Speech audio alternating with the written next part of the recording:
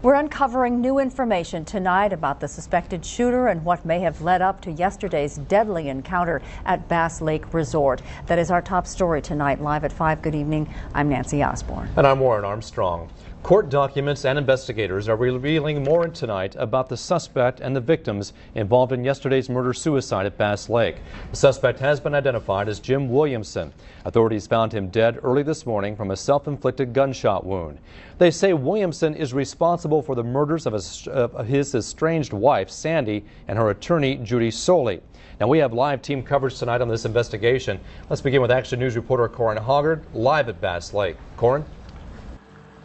Warren, investigators say the suspect actually shot his wife's attorney right here in this handicapped parking space and then chased his wife up the stairs and into Ducey's. Now, this place is starting to return to normal, but some employees did call in today after witnessing the double murder. This Bass Lake Resort area was turned upside down Wednesday as a divorce battle spilled out of the courtroom and into a violent ending. Investigators say 71-year-old Jim Williamson attacked his wife and her lawyer in this parking lot. He murdered the attorney, Judy Soley, in the passenger seat of her van, while his estranged wife, Sandy Williamson, ran into Ducey's looking for somewhere to hide. The staff was doing the same. As things were progressing, we were trying to get people in a safe situation, especially employees, get them out of here and get them to someplace where they were safe and comfortable. Mr. Williamson eventually caught up to his wife and killed her before fleeing the resort area. He drove here about 3 miles from the resort to the home he once shared with his wife. After a 10-hour SWAT standoff, officers found him dead by his own hand. The couple's divorce weighed heavily on Mr. Williamson, and friends say the outcome is shocking, but not a total surprise. I think how ironic it is because he has always told her, "You will never get my house." Toni Cunningham's house is the last place Sandy Williamson slept.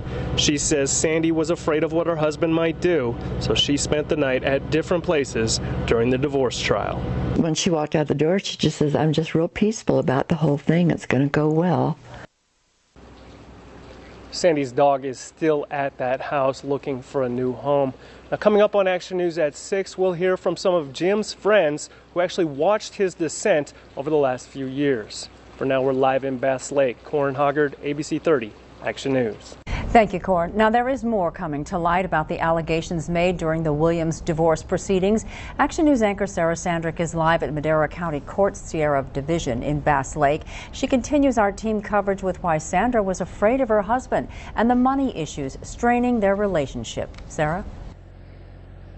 Well, these court documents show Sandy was asking for the couple's Bass Lake home nearly $1,200 a month in spousal support and more than $150,000 in attorney fees.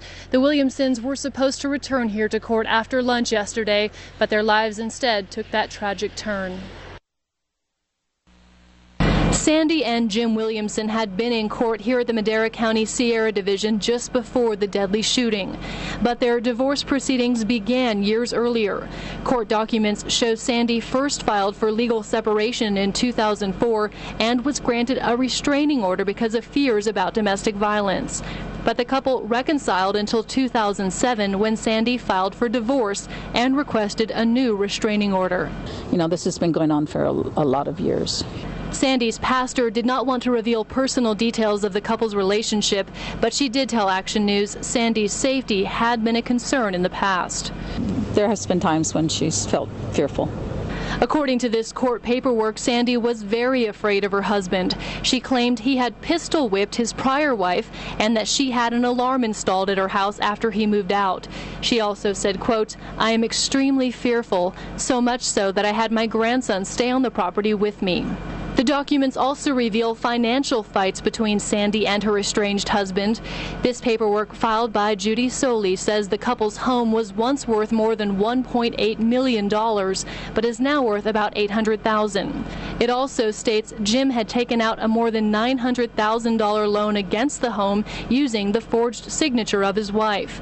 When he had to move out of the home, Soley claimed Jim destroyed several valuable items and also photos of his wife's family. Friends say Sandy used the home as a place to teach birthing classes and help others in any way she could, and that she was just looking forward to moving on with her life after the very difficult divorce. Had been at peace for some time with whatever the outcome of the courts were.